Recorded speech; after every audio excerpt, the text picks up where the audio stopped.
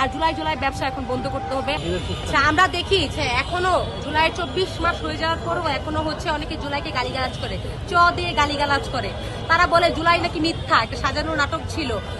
ছোট ছোট শিশুরা নাকি রাজপথে নেমে নিজেরা মারামারি করে শেষ পর্যন্ত নাকি খুনি হাসিনার উপরে দায় দিয়েছে। আমি জানতে চাই তারা কি হচ্ছে জুলাইয়ে বাংলাদেশে ছিল না, নাকি তারা পলাতক নেত্রীর মতো দিল্লিতে বসেছিল? তাদের চোখে কি পড়ে না রিয়া গুফকে কিভাবে গুলিবিদ্ধ করা হয়? তাদের চোখে কি পড়ে না 16 তারিখ কিভাবে আবু সাইদকে গুলি করা হয় সকলের সামনে? তাদের চোখে কি পড়ে না গাজীপুরের যে ভাইটি বুকে গুলি নিয়েও হচ্ছে রাজপথ ছাড়ে নাই, সে বুকে গুলি নিয়েও দাঁড়ায় ছিল? তাদের চোখে কি পড়ে নাই মুগ্ধ যখন পানি লাগে পানি স্লোগান দিয়ে হচ্ছে গুলির সম্মুখীন হয়? তাদের মনে কি মায়া দয়া হয় না? এখন যারা এই কথাগুলো বলে জুলাইকে তারা নাকি সিডিআই, তারা মানে আবার অনেকে ইউজ করে মানে নারী কার্ড, নারীদের উপর নাকি হচ্ছে কোনো মব করা যাবে না। তারা কোথায় ছিল যখন জুলাই আমরা দেখেছি তাদেরই সাংস্কৃতিক কর্মীদেরকে, নারীদেরকে গ্রেফতার করা হয়েছে, জেলে দেওয়া হয়েছে, হুমকুমের শিকার হয়েছে? তখন তারা কি জুলাই যোদ্ধা ছিল না? তারা কি নারী ছিল না? আমরা দেখি তারা 71 আর 24কে সম্মুখীন করে কার্ড ইউজ করে, তারা নারী কার্ড ইউজ করে, তারা সংখ্যালঘিষ্ঠ কার্ড ইউজ করে, বিভিন্ন সময়ে বিভিন্ন ভিকটিম কার্ড ইউজ করে তারা পতিত স্বৈরাচারকে বাংলাদেশে আবার ফিরিয়ে আনতে চায়। যদি একজনও বাংলাদেশের পক্ষে দালাল বেঁচে থাকে তারা এই করাটা সম্ভব হবে না। আমরা দেখি 17 বছরের গুমের পর যে সরকার ক্ষমতায় আসলো, এই সরকার তো জনগণের ম্যান্ডেটের সরকার।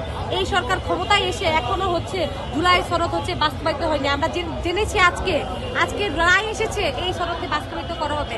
আমরা চাই এই সরকার অতি দ্রুত জুলাই সনদকে বাস্তবায়িত করুক, বড় মানুষের সরকার হয়ে উঠুক।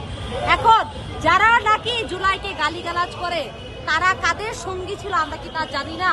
আমরা কি দেখি নাই তারা 17 বছর কাদের সাথে ছিল, কাদের অবৈধ নির্বাচনকে প্রমোশন করেছে? তারা যে তারেক রহমানের বিরুদ্ধে নেগেটিভ সৃষ্টি করেছিল আমরা কি তা দেখি না?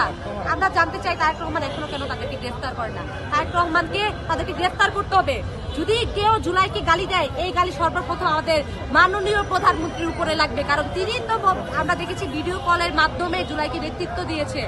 আর জুলাই ব্যবসা এখন বন্ধ করতে হবে। আমরা দেখেছি মুক্তিযোদ্ধার ব্যবসা করার ফলে কি পরিমাণ হচ্ছে প্রশ্নবিদ্ধ হয়েছে। আমরা জুলাইকে প্রশ্নবিদ্ধ করতে চাই না। আমরা মহান মুক্তিযুদ্ধ থেকে শুরু করে প্রত্যেকটা গণ আন্দোলনে শহীদ হওয়া, আহত হওয়া, অংশগ্রহণ করা প্রত্যেককে আমরা সম্মান জানাই।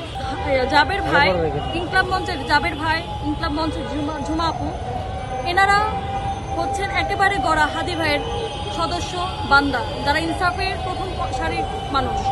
তারা কখনোই সহজে ছেড়ে দেওয়ার মতো নয়। নিশ্চয়ই এমন কিছু গোপনে আছে যা আমরা জানি না। তবে আমরা দেখেছি স্ট্যাটাসে যে খুশি হওয়ার কোনো কারণ নাই। ইনকলাব মঞ্চ উনি ছাড়েন নাই, সেন্টার ছেড়েছেন। আর উনি এও বুঝিয়েছেন লড়াই চলবে, কারণ ইনকলাব মঞ্চ কোনো সেন্টার থেকে তৈরি হয় নাই। ইনকলাব মঞ্চর জন্ম হয়েছে লড়াই থেকে, ইনসাফ থেকে। অতএব সেন্টার থেকে যেহেতু মঞ্চের তৈরি নয়, তার মানে মঞ্চ আছে, লড়াই চলছে, তার মানে ওনাদের লড়াই জারি আছে। সেন্টারের বিষয় অবশ্যই পারিবারিক বা কোনো কিছু বিষয় আছে যা আমাদের অজানা। আশা করি এই ব্যাপারগুলো মিউচুয়াল হয়ে আসবে, আমরা সবাই এক কাতারে থাকবো।